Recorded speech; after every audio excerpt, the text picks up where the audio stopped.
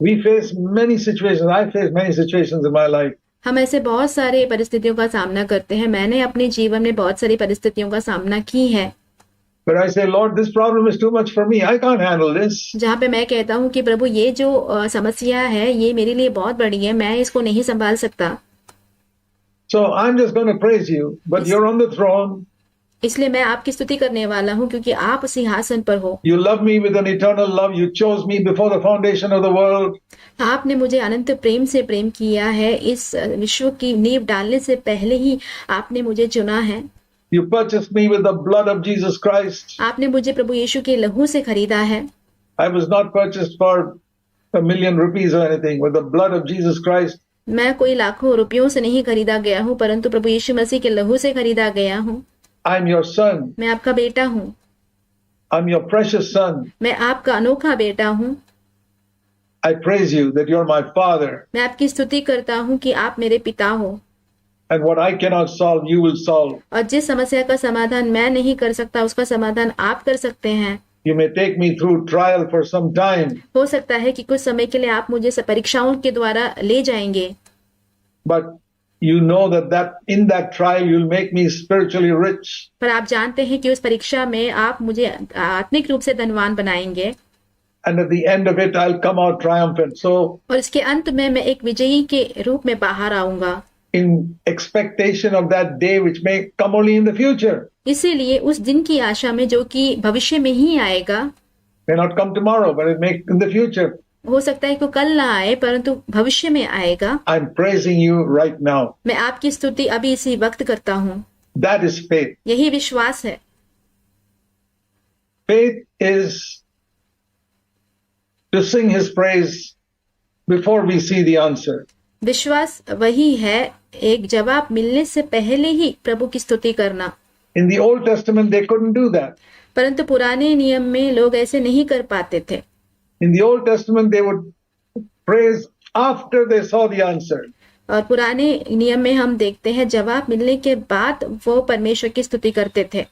You know, like when the children of Israel were crossing the Red Sea. आप जानते हैं जब इस्राएल की संतान लाल समुद्र को पार कर रही थी, After they crossed the Red Sea and they came the other side and they saw all the Israelites defeated. And और लाल समुद्र को पार करने के बाद जब उन्होंने देखा कि उनके जितने भी शत्रु हैं जो मिस्री हैं वो सारे लोग समुद्र में डूब चुके हैं, buried. Then they began to sing and praise the Lord. फिर वो परमेश्वर की स्तुति और धन्यवाद करने लगे।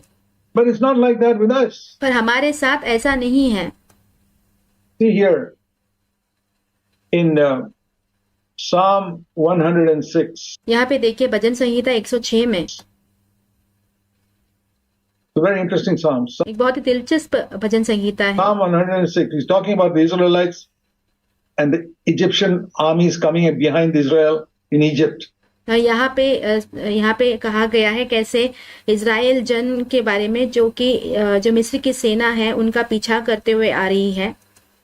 And it says here, the Lord, verse 9, rebuked this Red Sea, dried it up. और यहाँ पे वाक्य 9 में कहा गया है परमेश्वर ने समुद्र को घुड़का और वह सूख गया। And he saved them, verse 10. और वाक्य 10 में और परमेश्वर ने उन्हें छुड़ा लिया। And verse 11, you know the story. और वाक्य 11 आप कहानी जानते हैं। How they came through the Red Sea and the waters covered, verse 11, covered all the enemies. और कैसे वो लाल समुद्र के पार आते हैं और पानी जो है उनके शत्रुओं को डुबा देता है। Listen to this. Then, verse 12. और यहाँ पे सुनिए 12वें वचन में, तब They believed his words and sang his praise. तब उन्होंने उसके वचनों का विश्वास किया और उसकी स्तुति गाने लगे। When did they sing his praise? वो परमेश्वर की स्तुति कब गाने लगे? After the problem was solved. उनके समस्या का हल होने के बाद, After the enemies were defeated. उनके शत्रु हरा दिए जाने के बाद। That is old covenant. यही पुरानी वाचा है। But what we read in Jehoshaphat, even though he was in the old covenant, पर जहाँ पे हमने यहोशापात के बारे में पढ़ा, भले ही वो पुराने वाचा में था, before the enemies were defeated, उनके शत्रु हारने से पहले ही it says they went out and began to praise the Lord. वहाँ पे कहा गया है कि वो जाकर परमेश्वर की स्तुति करने लगे। That is the new covenant spirit. वो एक नए वाचा का विश्वास है। I don't see the enemies defeated yet. मैं अब तक नहीं देखता हूँ कि शत्रु जो है वो हार चुके हैं। I'm not going to be like those people who, after the enemies are buried under the sea, then they began to sing the Lord. No. मैं ऐसे लोगों के समान बिल्कुल भी नहीं होना चाहता हूँ जो कि उनके शत्रुओं के हारने के बाद परमेश्वर की स्तुति करने लगे हैं। I'm a new covenant Christian. मैं एक नए वाचा का विश्वासी हूँ। I sing before the enemies are defeated. मैं मेरे शत्रुओं के हारे जाने से पहले ही परमेश्वर की स्तुति करूंगा। Because I have faith. क्योंकि मेरे अंदर विश्वास है that Jesus defeated Satan on the cross once and for all. क्योंकि प्रभु यीशु मसीह ने शैतान को उस क्रूस पर हमेशा के लिए हरा दिया है। We must believe that. Many of us have been taught Jesus died for our sins on the cross. Correct. हमें वो विश्वास करना होगा। हमें से अनेक लोगों को ये सिखाया गया है कि प्रभु यीशु मसीह उस क्रूस पर हमारे पापों की क्षमा के लिए मरे हैं। ये सही बात है।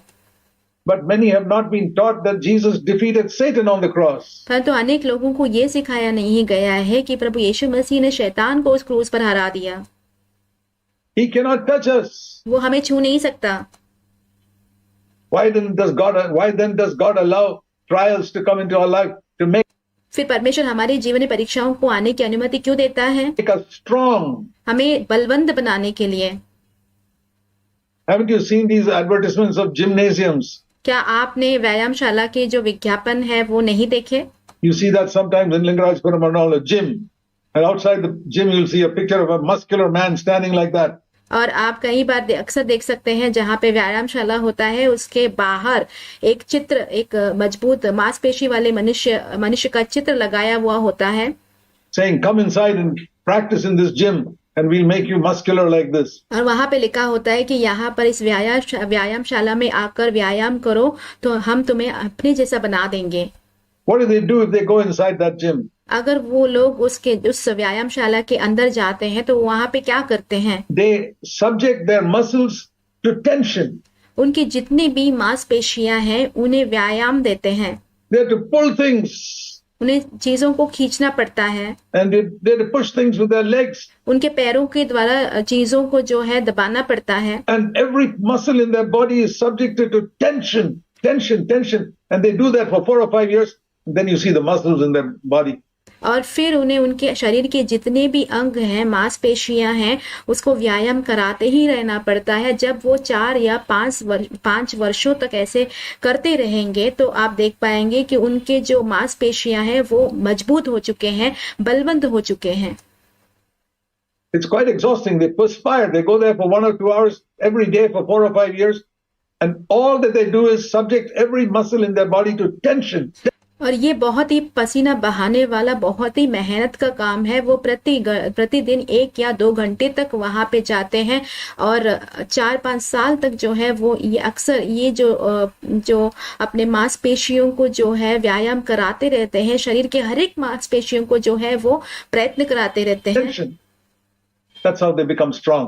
ऐसे ही वो मजबूत और बलवंत हो जाते हैं। The principle is exactly the same spiritually. और आत्मिक रूप से ये जो सिद्धांत है इसी के समान है।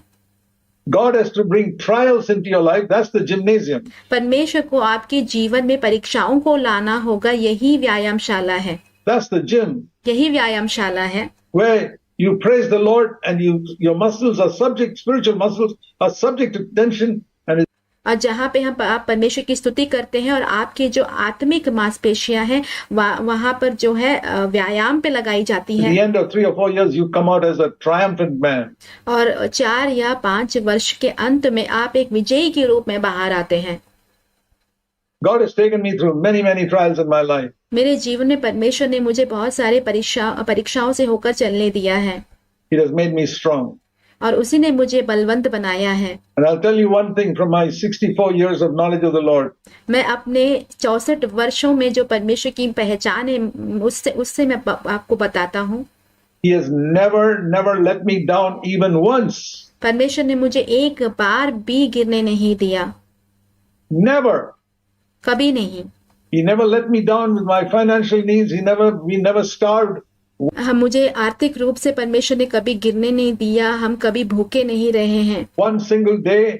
एक भी दिन नहीं। Even though I left my naval job with nothing in my bank account. भले ही मैंने अपनी नौसेना की नौकरी छोड़ दी थी, मेरे बैंक के खाते में कुछ भी नहीं बचा था। God took care of us. He took care of my children. He helped to educate them. परमेश्वर ने हमारा ख्याल रखा, मेरे बच्चों का ख्याल रखा, हमारी सहायता की कि उनकी पढ़ाई लिखाई अच्छे से कर पाए। We never asked anybody for money. We never trusted in any man for anything. हमने किसी से पैसे मांगे नहीं, हम किसी मनुष्य पर कभी हमने भरोसा नहीं किया। A Father in heaven एक जो स्वर्गीय पिता जो है, cared for us. I say that for your encouragement, my brothers and sisters. परमेश्वर ने हमारा ध्यान रखा, और मेरे प्रिय भाइयों बहनों, मैं आपको प्रोत्साहित करने के लिए ये कह रहा हूँ। Some of you may be going through struggles and difficulties with your आप में से कुछ लोग जो है परेशानियों से, संघर्षों से जा रहे होंगे। children, or your financial problems, आपके बच्चों के साथ कुछ परेशानी होगी, या तो फिर आपकी आर्थिक समस्या हो सकती है। problem in the office, maybe in your house or your family. आपके दफ्तर में कोई परेशानी हो सकती है, आपके घर में कोई परेशानी हो सकती है, परिवार में कुछ परेशानी हो सकती है। Troubles from different people. I want to tell you in Jesus' name. और अलग अलग लोगों से कुछ भी परेशानी आपको हो रही है, मैं प्रभु यीशु मसीह के नाम से आपसे कहना चाहता हूँ, Learn to thank the Lord before you see your problems solved. आपके जितनी भी समस्या है उसका हल निकलने से पहले ही परमेश्वर को धन्यवाद देना सीखिए। Before you get the answer, आपको जवाब मिलने से पहले ही learn to thank the Lord, परमेश्वर को धन्यवाद देना सीखिए, because that is an act of faith. क्योंकि ये जो क्रिया है वो विश्वास की क्रिया है। It's saying, my Father in heaven cares for me. ये वो कहना है कि मेरा जो स्वर्गीय पिता है वो मेरा ध्यान रखता है। I haven't seen the answer yet. I don't know when the answer will come. मैंने अब तक जवाब नहीं देखा है, मुझे नहीं पता है कि जवाब कब आएगा, But I'm going to thank the Lord for what? पर मैं परमेश्वर को धन्यवाद दूंगा किस चीज के लिए? The answer has not come, but I thank the Lord that I've got a loving Father in heaven. मेरा जवाब अब तक आया नहीं है, फिर भी मैं अपने परमेश्वर का धन्यवाद करूंगा, क्योंकि वो मेरा प्रेमी स्वर्गीय पिता है who cares for me. जो मेरा ध्यान रखता है। And he knows exactly what I'm going through right now. और वो जानता है कि सचमुच किस परिस्थितियों से होकर मैं अब गुजर रहा हूँ। So I don't know what you're going through, my brothers, sisters. मैं नहीं जानता कि मेरे प्रिय भाई बहनों आप किस चीजों के द्वारा गुजर रहे हैं, But I want to tell you, God knows it. पर मैं आपको कहना चाहता हूँ कि परमेश्वर जानते हैं। Learn to thank him. परमेश्वर को धन्यवाद देना सीखें।